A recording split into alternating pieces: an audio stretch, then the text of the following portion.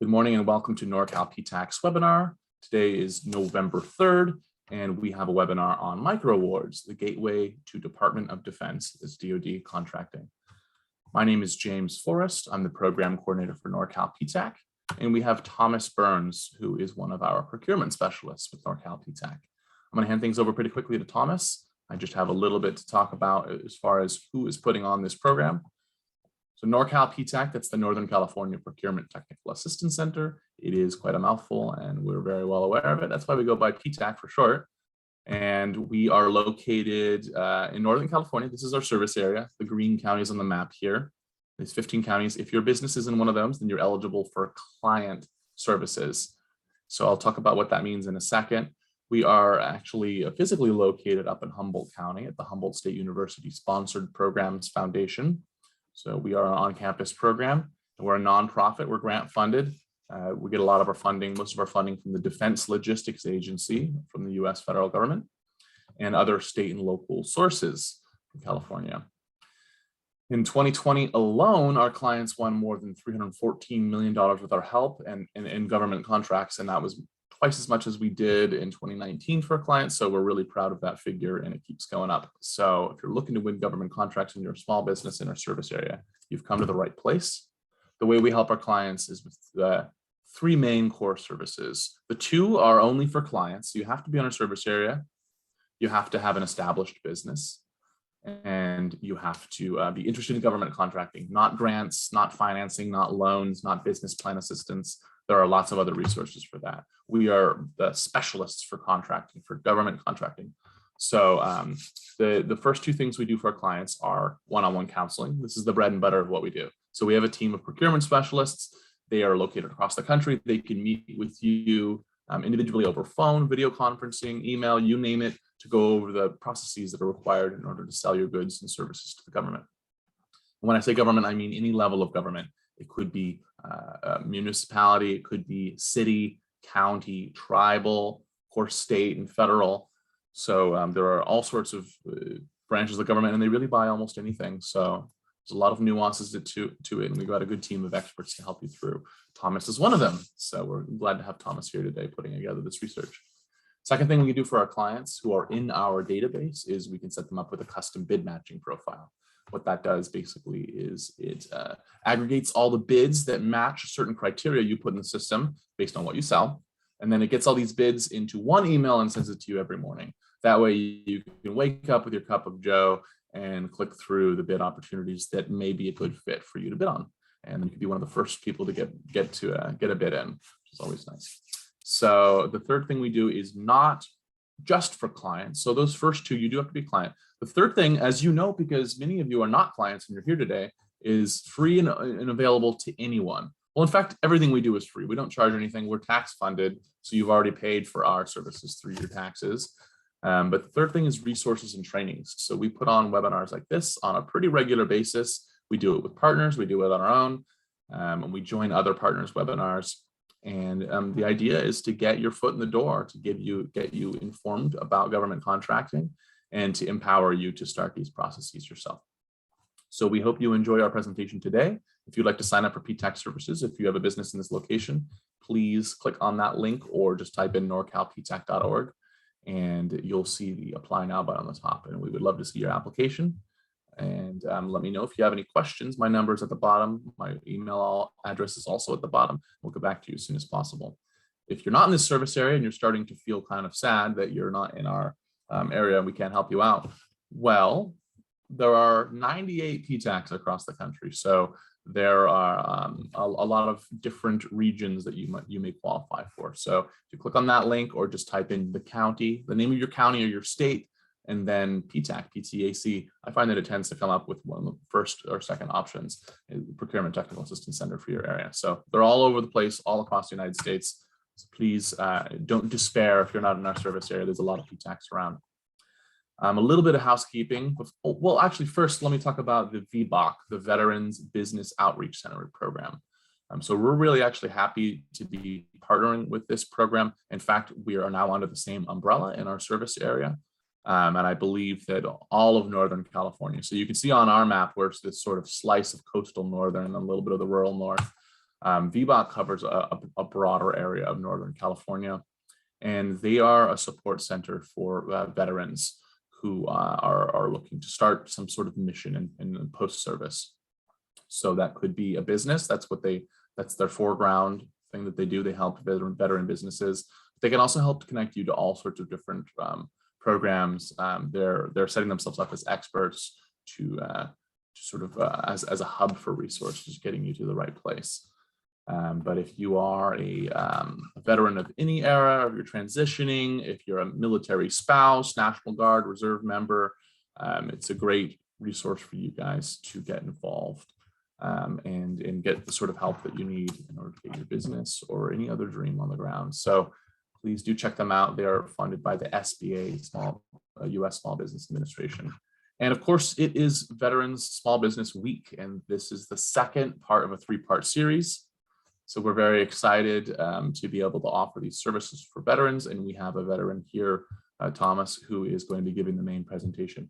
Before I hand things over to him, I just want to mention that we, in this version of Zoom, we have a Q&A as well as a chat feature. So if you look in the meeting controls, you have a chat, and it looks like many of you have used that in order for networking. If you have any technical issues, you want to give a shout out, you want to say hi, you want to just let us know who you are, use the chat. If you have a question that you want read aloud for the Q&A, please enter it into the Q&A tab as soon as it comes into your mind, and I will read it aloud to Thomas.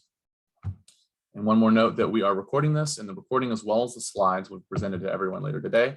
I can guarantee you, I will bet money I'll get several more questions about that because the slides are valuable, but we will be providing those. They'll be put on our website where they'll join an archive of past webinars. So with no further ado, let's hand things over to Thomas. It's the moment you've been waiting for.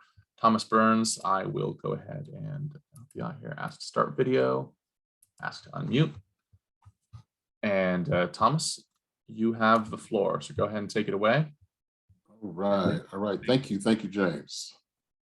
Can everybody hear me clearly? I believe so. Welcome, good morning. Yeah, my name is Thomas Burns, and I'm a procurement specialist with Norcal PTAC. I've been working with Norcal PTAC for a few years now, actually. But I do have over 20 years experience working with the small business community. I actually started my career in the sales area. I was an outside sales rep, kind of like a hired gun. I would work for startups, helping them get their business off the ground. Eventually, I got into government contracting as my own small business, going after contracts with cities or with counties. I was focusing on marketing strategies or business planning or different types of marketing services within the government. Had somewhat success, but it was difficult. But then at some point, I started doing more working with small businesses and helping them get their certifications, helping them try to market to the government arena. I also was a business specialist with the Veterans Business Outreach Center out of Sacramento between the year 2008, 2009. At some point, I ended up creating a cake business from 2013 to 2017. And in that business, I actually did a lot of work with prime companies. I did a lot of work with a lot of these Silicon Valley large tech firms, selling my product to the cafeterias, selling them to grocery stores. And then in 2018, I kind of got away from all that, and I ended up working first as a part-time with Norcal PTAC, and now I'm loving the opportunity to work full-time, and I'm looking forward to sharing more information. Let me change this. Hold on a second. And I wanted to give you a quick disclosure.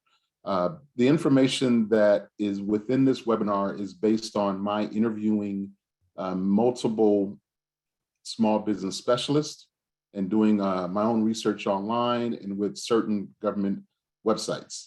Now, to the best of my knowledge, all of this information is correct and up to date. But again, things do change quickly.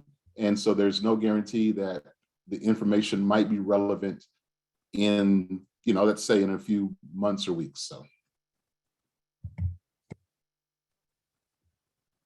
Okay, let's jump right into the objectives of this webinar. As you can see, I'm going to begin by discussing what are micro awards and simplified acquisition awards. Then we're going to talk about how to actually find these award opportunities. This is going to lead me directly into explaining the role of the small business specialist.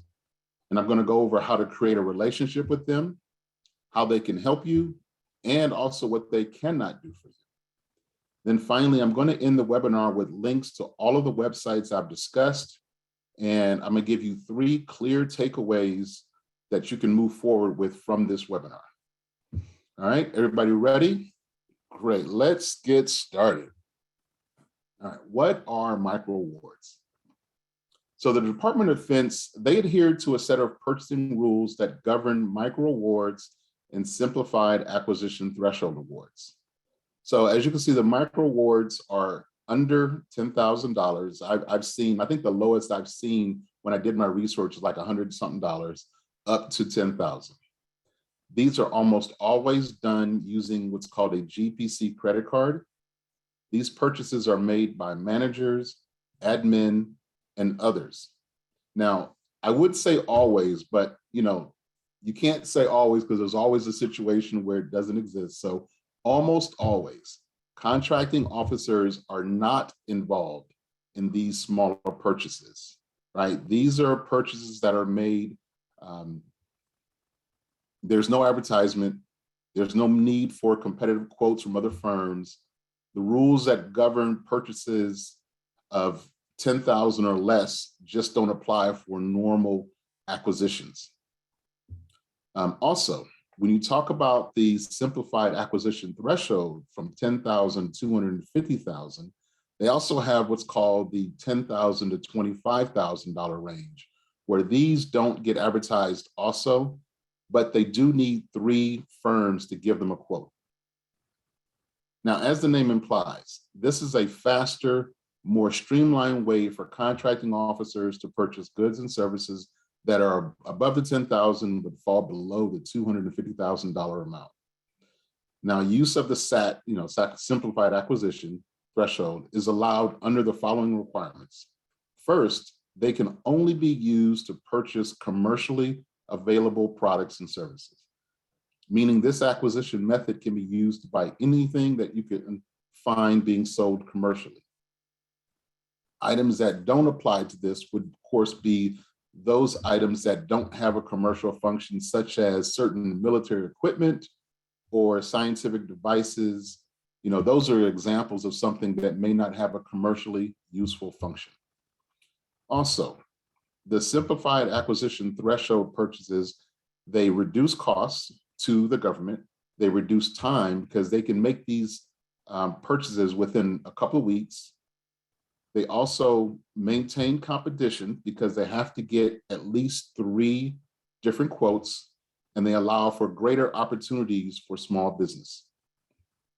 And then finally, we want to talk about the budget for the DOD, right? Fiscal year 2020, their total budget was $718.3 billion.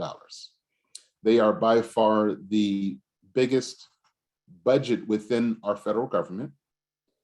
Out of that, $422.4 billion was spent on government contracts. And out of that, roughly 20% or $80.7 billion in government contract was awarded to small businesses. Now, just think about that for a minute. This is one agency that spent $80 billion with small businesses. As a point of reference, the state of California's total budget is around 15 to 16 billion, and they reached their goal of anywhere from 20 to 30% by doing $3 billion with small business. So as you can see, there is a great amount of opportunity with the DOD. Okay, so how to find these micro award opportunities. Now, I'm assuming that everyone on this webinar is familiar with sam.gov. And in fact, I had wanted to do a poll. James, are we still able to do a poll real quick? I'm having some trouble with the poll right now. Can you maybe check in back in a couple minutes? Sure, no problem. All right, so the SAM.gov is the central database to find current and past federal contracting opportunities. Now, most, not all, but most federal contracting officers, they will post their purchasing needs on SAM.gov. And two of the ways that they post their micro spending needs or their simplified acquisition spending needs are by using what's called either a sources sought notice or the set aside notice. Now, a sources sought notice is essentially the contracting officer posting a notice asking for information from the business community. Give you an example. Say a contracting officer wants to buy 50 computers from a small business. Give me a quick second. But they don't know any small businesses that they can reach out to directly that they can buy 50 computers from. So what they're going to do is they're going to publish a sources sought notice explaining what they need, when they will be making the purchase, and they're even going to spell out exactly what they want to buy. They're going to give you the details of exactly the product they want. And then what they're going to do is they're going to, within the sources sought notice, they're going to say something like, we are seeking to purchase from a certified, could be a woman-owned small business, or from a certified small business, or an 8A firm. And then finally, each sources sought will state clearly that this is a marketing document, right? And they're seeking information only, and this is not a purchasing or services contract. And the reason they're doing that is because they want to promote to the small business community, reach out to them, let them know that you exist. Once enough businesses do reply to the sources sought notice, then they can create a solicitation from one of these socioeconomic classifications. Quick example, if they're looking for 50 computers and 10 different service disabled, better known small businesses do respond to the sources sought notice, then they can create a solicitation inviting those 10. Now, a set aside notice is when they do just that, is when the contracting officer is ready to buy and they know exactly which socioeconomic classification they want to buy from. So the socioeconomic classifications that do exist are the following. You have the women-owned small business, 8A, Hub Zone, Indian Economic Enterprise, small business, which is a self-certification, along with veteran-owned. Now, the service disabled veteran-owned small business is similar to the Hub Zone and the 8A and woman-owned small business, where you have to actually apply for it. A set-aside notice is aimed directly at one or all of these classifications. And then finally, the role of the small business specialist is one of the best ways to find opportunities to sell your products and services at the micro level, which is 10,000 and under, or at the simplified acquisition threshold level, which is between 10,000 and 250,000. And I see the poll is working. So James, do we want to let it run for? Just give it a little bit and Okay. we'll come back. Yeah. We've already got 31 responses, which is great. It's about a third of the folks here, but they're still streaming in. Wonderful, wonderful. Yeah, I'm curious to understand out of the audience, how many already have a certification versus those who may not have one yet.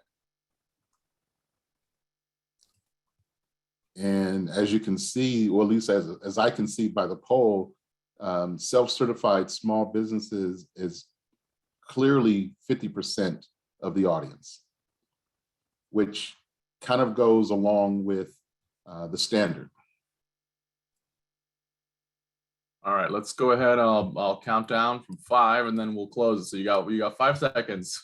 4, 3, 2, 1. All right, closing it down. Thanks everyone for participating. I will share the results right here. Yeah, it looks like 51% of you who responded SB, a few WOSB or EDWOSB, a good plenty of So it looks like there's a typo there. The veteran-owned small business or service-disabled veteran-owned small business. Right. And a couple 8A and a couple hub zone. Okay. So let me end this, and I'm going to go to the next slide real quick.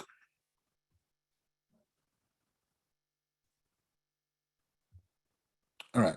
So here, I was just talking about the sources sought notice and what it looks like in SAM.gov. Here's a quick screenshot to kind of show you. The way you would, when you go to SAM.gov, you would click on search and then contracting opportunities. And then on the left side are the filters, and you go down to notice type, you can click on sources sought. And as you can see by this example, this is the first 25 of 13,000. Now these are past and present.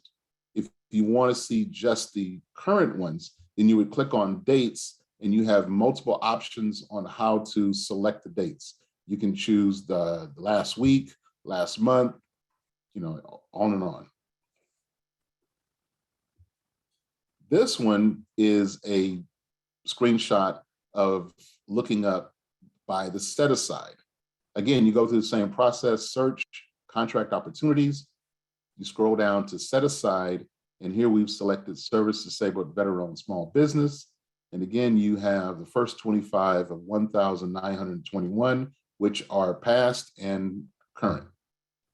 And again, to change how you want that to look, you can use the date, or you can even use keywords. Now, this slide just quickly shows you that you can actually create a notification of a search. So let's say you do a search of hammers. I'm just throwing something out there, and it tells you there are 5,000 results past to present. What you're going to do is you're going to save that search, you name it, and then you hit the save. Once you save it, then you'll be able to use, there's 3 dots. You click on the dot, and it gives you the option to notify you. When you click notify, then you will receive an email anytime there's been a new update or change in that search criteria that you just listed. All right, what is a small business specialist? So they are a connection between the contracting officers and the small business community seeking to do business with those officers. They almost always work in the same offices as the contracting officers, right? They work really close together, and they provide them with direct support in locating, recruiting, and hiring small businesses to provide them with the products and services they need to achieve goals of their agency or department. Now, I want to talk quickly about the federal government-wide small business contracting goals. Now, just like that poll we just did, the bulk of the small business community are self-certified small businesses. And so the goal of the federal government is 23% of prime contracts go to small businesses. 5% of prime and subcontracting is for the small disadvantaged businesses, 8A and women-owned, and then a 3% goal for hub zone and 3% for service-disabled veteran-owned small businesses. And as you can see, they reached their goal in fiscal year 2020, but fell short when it comes to the women-owned small business. The ED is economically disadvantaged women-owned small business and hub zone. All right, how to engage with these small business specialists. The first thing I want to talk about is the Dynamic Small Business Search, or DSBS. This is a really essential database maintained by the Small Business Administration. It's a comprehensive database that allows firms seeking federal contracting to post all relevant information about your work history, your certifications, any referrals, testimonials, your NAICS codes, your company size, whether or not you're involved in import or export, and any professional licenses you may have. Now, the small business specialists, they will use this database to find firms or to achieve their mission, their agency's mission. This is really an important step you can't forget, right? you really need to take the time to gather all the information for your DSBS profile, especially when it comes to your past performance and your testimonials. And in fact, when I was preparing for this webinar, right, I spoke with 4 different small business specialists, and they all were really clear on this one point, that your past performance, your testimonials, and how your profile is put together in the DSBS is really important to them, because they use that quite a bit to look for small businesses to refer to their contracting officers. Another great tip is, when you do show past performances, this information is helpful when the small business specialist is dealing with a somewhat skeptical contracting officer who's never worked with you before. Now I'm going to talk about the capability statement and its importance, right? This is the central document that all government agencies use: federal, state, county, city, any agency. In fact, even prime contractors want to see your 1 to 2 page capability statement. Now, also on our Norcal PTAC website, we have a webinar that we did a while ago explaining how to write your own capability statement. We also offer a free Word document template. I really cannot stress the importance of your own capability statement. And then again, as I said before, right, I interviewed multiple small business specialists when I was preparing for this webinar. And because most of us are used to this idea that government officials are hard to reach, right? You don't get them on the phone. I was actually very surprised to realize that when it comes to small business specialists, that's actually not true. I conducted 4 interviews. Each time they answered the phone immediately. I spoke with them for almost an hour. They were willing to share their information. They answered all my questions, because they want this information to reach the small business community. So when you do call them, when you decide on which DOD department or agency you want to focus on, and you start making those calls, you should have a reasonable expectation that they're going to answer the phone, or you leave a really good message and that they will give you a call back. Also, you want to make sure when you do call, right, you don't want to call every other day. Give them a chance to call you back. All right, how to prepare. Let me go to the next slide. I want to stop real quick and see, do we have any questions? Okay. 1 second. All right, we do not have any questions, so you can keep going. And remember, folks, if you have questions, please put them into the Q&A tab, not in the chat. Okay. All right, thanks. How to prepare before contacting a small business specialist. So you want to do your homework. You want to do your homework on that agency or department before contacting them. You want to understand their mission, but you really want to understand what they buy, which leads us into examining the procurement forecast that they are going to be putting out. I would say every single agency is supposed to, they are mandated to create a procurement forecast. Sometimes they'll do one that covers just 1 year. Other times it will cover almost 5 years. And it's usually created based on location and based on your NAICS codes. Now, so you want to review that, right? You want to make sure you understand what they're buying, and to be clear that the agency you're targeting, they do buy what you are selling. If you have questions on that procurement forecast, that's when you want to make sure you get all your questions together. And those are actually great questions to ask the small business specialist. And again, past performance really is the key. Now, the question is, if I've never done business with the DOD or any federal agency, how do I show past performance? You can show past performance from any work you've done with the private sector. And if you're a service-based business, you could even show past performance based on your past with a company, right? As an employee. A good example could be you're now an accounting firm or an HR firm, and you've done this work for a number of years for a company, and now you have your own firm. You can show that as past performance. I see we have many questions. Are the questions appropriate for now, or should I wait, James? What do you think? Well, that's up to you. There are a few more questions now. If you want to spend some time, that'd be totally fine with me. Yeah, let's see what they are. We could, if it's related to what I've just covered, I'd like to answer those questions. Sure. Yeah. Carwana Dyson's asking, where do you find the small business specialists? Oh, that's coming up. Okay. That's coming up. Okay, so hold on to that one. Al's asking what's a hub zone. That's not exactly related, but I can send a link to the hub zone website now. Tunji is asking what if you're just starting out and have only commercial non-governmental past performance? And so the answer is yes, you can use that. You can use past performance from the private sector or any work you've done with any just company as past performance.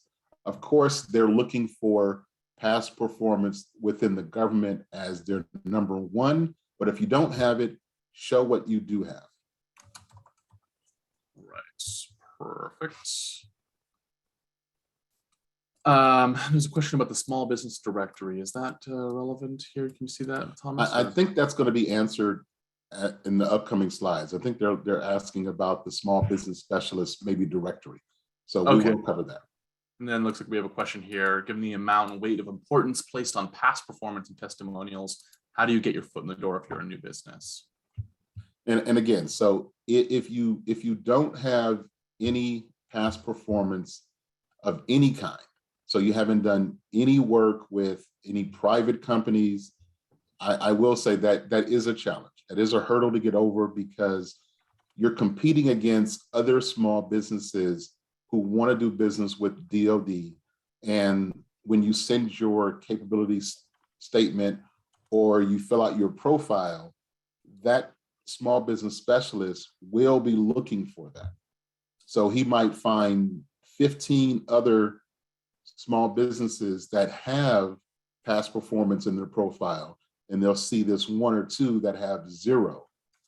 They're gonna move forward and gather that information on the 15. So yeah, it's something you can't just overcome. You have to have past performance. I'm just being blunt and honest with you on that question. All right, ready to move forward, James? Or yeah, let's go ahead. Okay. What can the small business specialist do for your business? So they help shape and influence acquisition proposals so that a large contract can be broken up into smaller proposals. This is really important, right? I can give you an example. You can have a contracting officer who's working on an RFP to renovate a building. Now, the contracting officer puts together this RFP with a maximum of $1 million for the whole project. Before they can post that, the small business specialist has to review it. And when they review it, they point out to the contracting officer, hey, there are a number of products and services that I'm aware of that could be supplied by small businesses. So with the recommendation of that small business specialist, they can take one large RFP and break it into smaller set-asides or the simplified acquisition awards. They also review all acquisition proposals under 10,000 to create opportunities for small businesses whenever possible. Also, as you can see, all acquisition proposals under 250,000 are automatically set aside for small businesses if they, of course, have small businesses that they can set it aside for. There are many NAICS codes where there may not be small businesses available for that project. Small business specialists are always looking for qualified small businesses to achieve their mission objectives. So they don't focus on just having one firm for a NAICS code. They want to build a list. They want to have as many as possible, right? And that's why they use the DSBS. They keep capability statements, and some of these agencies will also have their own internal database that they use exclusively. I want to give you another quick example to kind of illustrate this point of what can small business specialists do for your business. So let's say a contracting officer is looking to purchase 500 workbenches for their agency, right? The contracting officer wants to do what's called a set aside, but is not sure if there's enough small business capable of supplying this amount of workbenches in a short period of time and at a fair price. So working with the small business specialist, they can publish what's called the sources sought notice on SAM. Also, the small business specialist will review their own list of capability statements that they maintain, and working together, they can find enough qualified small businesses, and then they'll publish a set aside solicitation and award a contract. All right, we're going to jump to the next slide. What is it that they cannot do for your business? So almost always, they cannot connect you directly to the contracting officer. The small business specialists that I spoke with were all on the same page when it comes to this question, right? The contracting officer has a tremendous job. The small business specialist is supposed to assist them while also helping the small business community. So they feel like they're like shirking their duty if they just refer you to the contracting officer when they can provide you with the assistance you're seeking. They also are not going to be able to connect you directly to the people who have the purchase cards, but they will share your information with them, right? Also, as I said before, they cannot single your firm out for special consideration. What they're going to do is create a multiple number of small businesses that they can refer, and then they build a notice, a sources sought notice or a set aside solicitation, and they invite those firms. But they do advocate on the side of small business whenever possible. Also, they can't fix your marketing materials, right? They're not going to let you know that there are errors with your capability statement or your information. They can't help you with getting a government registration, certification, or other business-related advice. For that, they would refer you to your PTAC.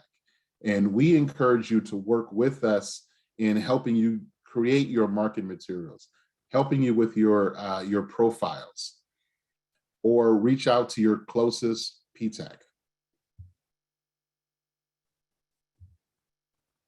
All right, now we're at follow-up. This is something that's really dear to me when it comes to marketing and sales, whether it's with the government or the private sector, but it really is about follow-up, right? The first takeaway is, so these micro purchase awards that are under 10,000 are made with a credit card.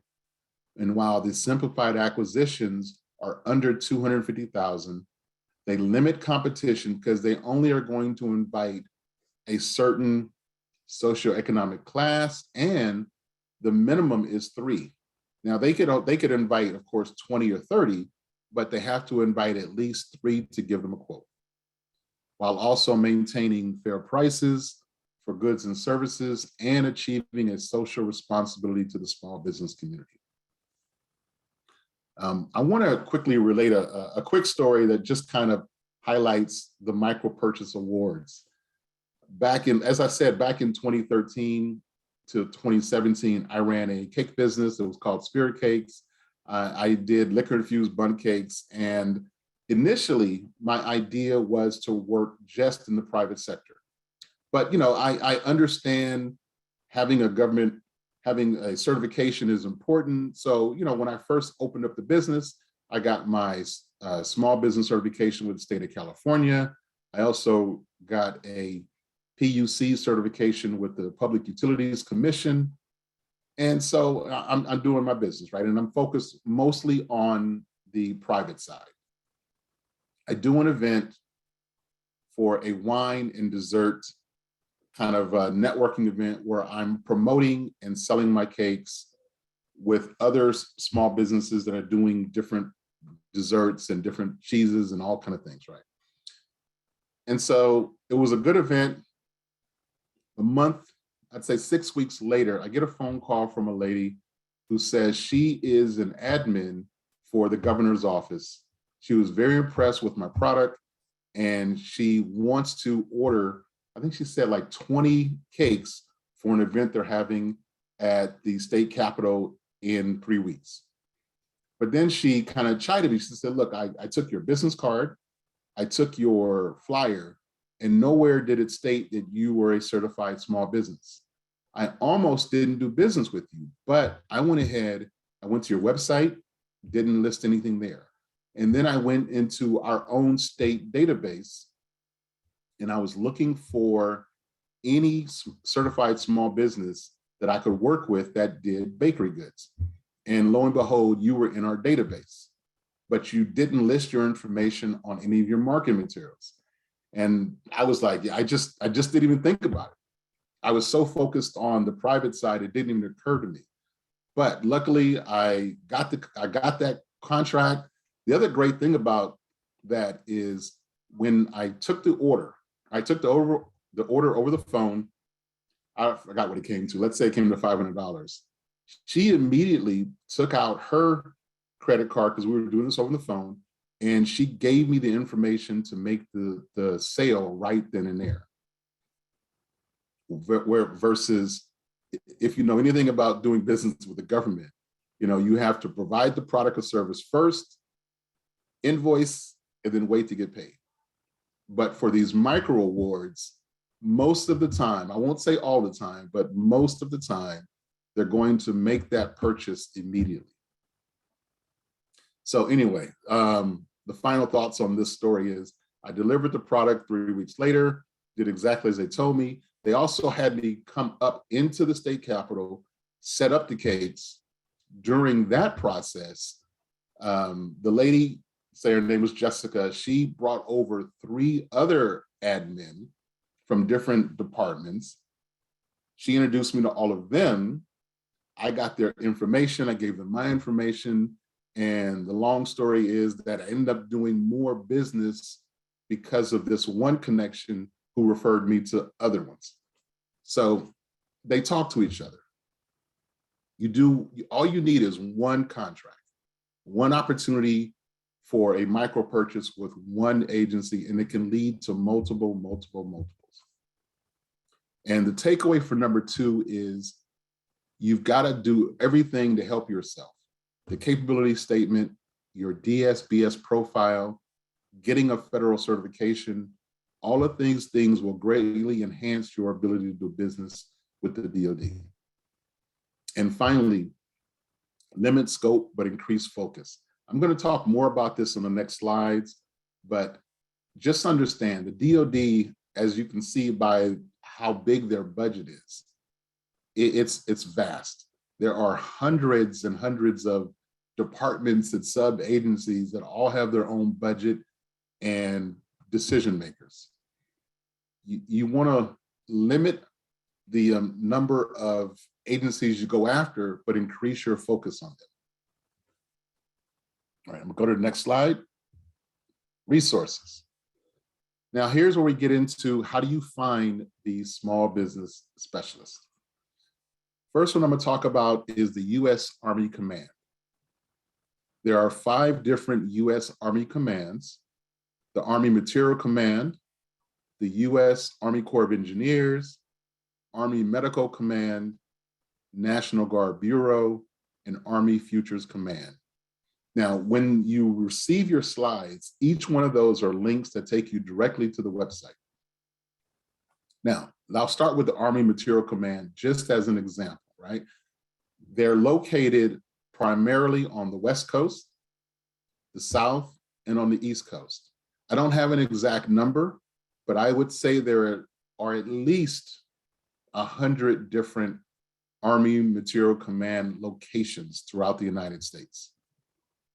And each one of them have their own purchasing, contracting officers, or admin with the purchasing credit cards. Same with the Army Corps of Engineers, same with the Army Medical Command, National Guard Bureau, and Army Futures Command. This is not just one agency with one location. These are dozens and dozens of agencies scattered throughout the United States. Now, the US Navy Command, they have 10 different commands. Now, I want to, not to make fun of the Army, but I would just want to state this real quickly. On a scale of 1 to 10, when it comes to simplicity on how they share information online, I have to give the Army a 5 while giving the Navy a 9. On the Navy, this one link, the US Navy Central Small Business Programs website, you click on that link and it's going to take you to a map. And the map kind of shows you all the different locations. But right under the map, it has a link to each one of these, and it takes you directly to the list of small business specialists for each command. Versus on the Army side, each one of those links takes you to the small business programs page, and you still have to navigate to find the specific small business specialist. So it's a little bit more cumbersome on the Army versus the Navy. And again, each one of these commands may have multiple locations with dozens of small business specialists assigned to each one of them. Now, we talked about Procurement Forecast. So these are 6 different links that will take you to different procurement forecasts. So this is your way to start the process of educating yourself on what they buy and who the small business specialists are. So you have the Army, the Navy, National Guard.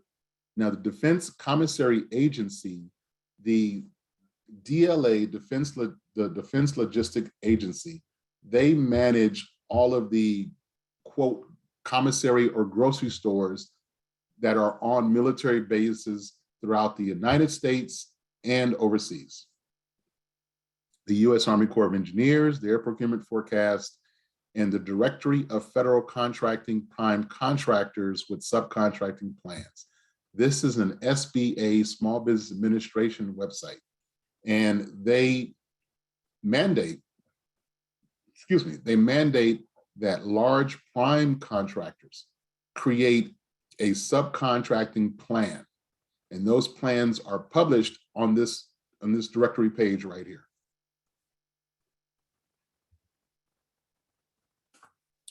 Before we go any further, we wanted to talk about our upcoming events. That's right. We do have time for a Q&A here. And so we're all going to we have a good few questions here. Just want to mention we got a couple events upcoming. We are in the middle of a 3-part series during a Veterans Small Business Week. So we have another one tomorrow, same time, doing business with the U.S. Air Force. And whereas the last 2 webinars have been with PTAC, procurement specialists giving the main presentations, tomorrow will be presented by someone from the Air Force. So Brian Mr. Rock will be joining us. So that'll be an excellent treat to learn how to do business with the Air Force. And then later on in November, we have a webinar on how to get WOSB or EDWOSB certified. That is the Women-Owned Small Business or Economically Disadvantaged Women-Owned Small Business certifications. So that's also at 10 a.m. And that will be presented by us for PTAC in partnership with the Women's Business Centers, California. So all of our webinars are free to join. We want everyone to join from anywhere in the world. So please hop on if you're interested. Okay, let's go to the next. So we have, it's about 8 minutes to 11 here on Pacific time, and we can go a little bit over. If you have any questions, please put them in the Q&A. Try to keep them specific to the topic today. but not so specific to your business specifically that they're not helpful for everyone else to hear out loud. You can keep on talking in the chat as well, but if you have a question, please put it in the Q&A tab that you'd like read aloud. I'll also be putting, I want to remind everyone again, because we're still getting questions about this, whether you're going to get the slides. You will get the slides as well as the video, and they're going to go on our website. And I put that website link in the chat. And I'll put a survey in the chat, and you can just let us know what you thought of today's webinar. And it matters a lot to us, matters a lot to Thomas, to me, and to our funders as well. And you can do it anonymously. So let's get to the Q&A here. All right. We had a lot of questions about preparing before meeting with a small business specialist. And so, it's not exactly on topic, although it's a gray, how to prepare. It's a gray area here. So we had one question about the small business directory. I assume they mean the DSBS. I listed 3 references there. Is that available for public view? Can competitors access this information? What's listed? The small business directory, and I think that they mean the DSBS. Oh, so it's a searchable database that the contracting officers, small business specialists, or decision makers when their government uses. And it's the DSBS, yes. You have access to it through sam.gov in your own profile. You can go in and update your own profile through sam.gov. If you need help with any of that, that's where we can walk you step by step through that process. Okay, great. And is it publicly available for competitors? It is, yes. Actually, the link that I shared within the slides takes you to the homepage. Okay. And so if you have past performance as an employee, does that count as performance for your company? It can, like I use the example of HR or accounting. So it can count depending on what the past performance is. If it's service related, yes, because it shows your expertise. I'm not sure about it being product related. You know what I mean? If you worked for a company selling construction supplies, how much of that is your own expertise and capability? But it can apply in a service-related industry. Seems like a general, it's kind of like with a resume, it's a little bit fuzzy on what exactly is good to put on there. You have to use some judgment. And if you don't have any other past experience, put what you got. Would that be accurate? I would say that. Again, yeah, if you're just starting off and you don't have any past performance at all, then yeah, it would be a good idea to start working on other areas where you can get past performance, because this doesn't just apply to DOD, but government-wide. They want to see what you've already done for another firm. All right, perfect. Okay, so Michael Kane's asking, can we use our military experience that relates to it? For instance, Navy CB. If it relates to it, yes. All right. Christopher Borles is asking, is it smart to show off or list a government, community college teaching work as past performance? I think these all fall into the same basic category of kind of depends on what it depends on what, so that would work if what your business is relatable to that, right? Your business has to be relatable to that past performance to show it. It's not as simply, highlighting your resume of accomplishments if those accomplishments don't relate to your product or service that you're promoting to the government. If it does, then you can use it. If it doesn't, then it would not really make sense.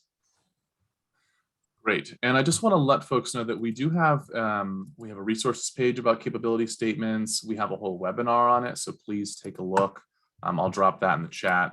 This webinar itself is not on capability statements or necessarily how to prepare for one of these meetings, but the more general phenomena. So I appreciate all the questions, and there's more where that came from through PTAC.